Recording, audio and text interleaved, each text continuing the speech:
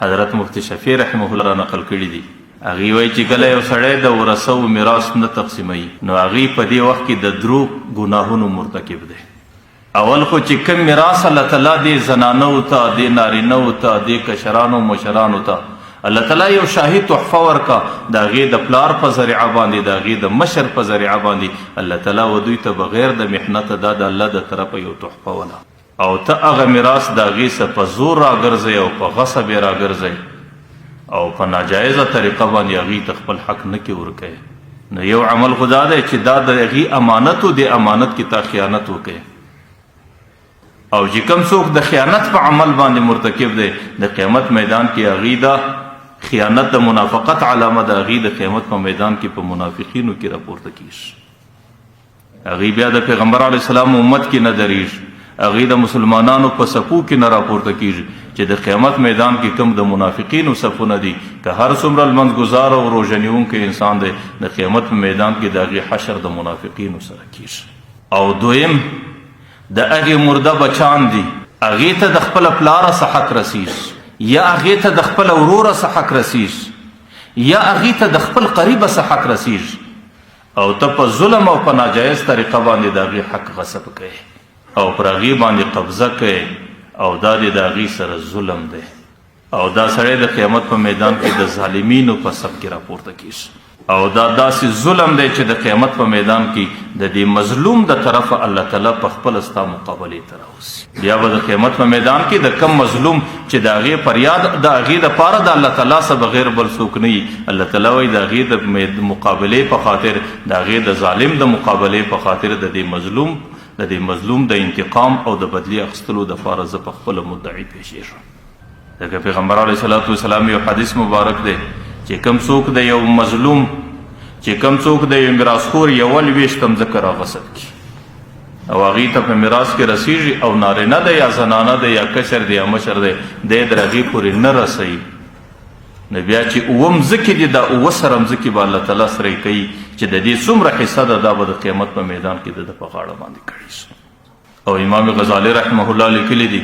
چې الله تعالی وایي زه پر هغه ځای باندې ډېر ناراضه کېږم چې یو سړی د داسې مظلوم حق غصب کړي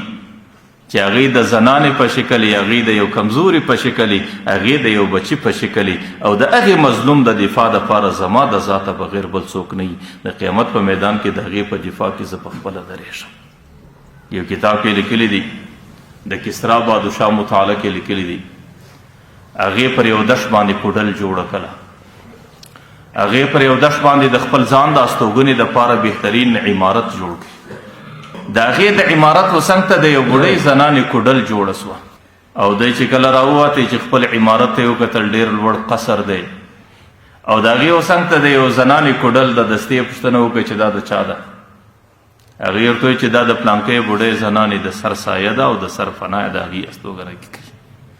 مره ورته وایي چې دا زما د دې محله سره ډېره بده ایسېږي، دا د دې محله څه لرې کړي. هغه بوډۍ پر یو طرف باندې وتلې ده، د بادشاه عسکر رالو د هغې کوډلې زله وغورځول. بوډۍ چې راله خپلې خرابې کوډلې ته ودرېدله،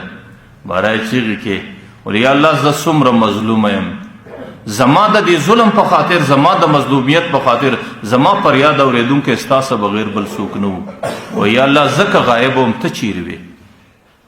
ځکه په دې باندې خبره نه وم، یا الله ته خو په دې باندې خبر وې، تا ولې زما دفاع نه وکړه.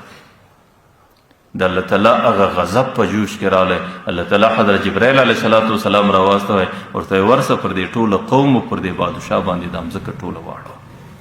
نو بیا الله تعالی په هغه مځکه کې هغه قوم دی، هغه بادشاه دی، د هغې محل دی، هغه ټول پړمخې اړوي، هغه ټوله کې تباه کوي.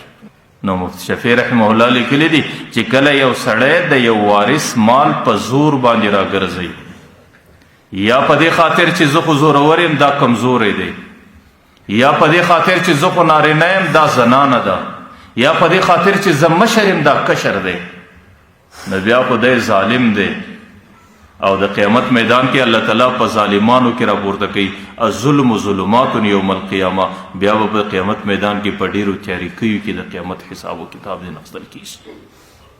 او د هغې مظلوم د دفاع دپاره به د ده په مقابله کې الله تعالی د قیامت په میدان کې په خپله پیښیږي.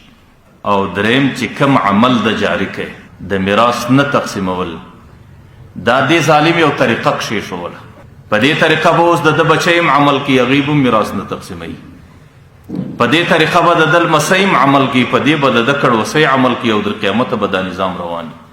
او چې کله دا عمل در قیامته پورې روان دی نو بیا خو د دې طریقې ابتدا د ده څه وسوله. او د پیغمبر علیه صلات وسلام حدیث دی من سن سیئتا، چې کوم چا غلطه طریقه په خپل کور خاندان کې کښېښوله، په خپل قوم و قبیل کې کښېښوله، فله وزرها و وزر من عمل بها، د هغې ګناه د ده هم ده در قیامته پورې چې څومره انسانان په دې طریقه عمل کوي په دې ټولو ګناهو کې دی ورسره شریک.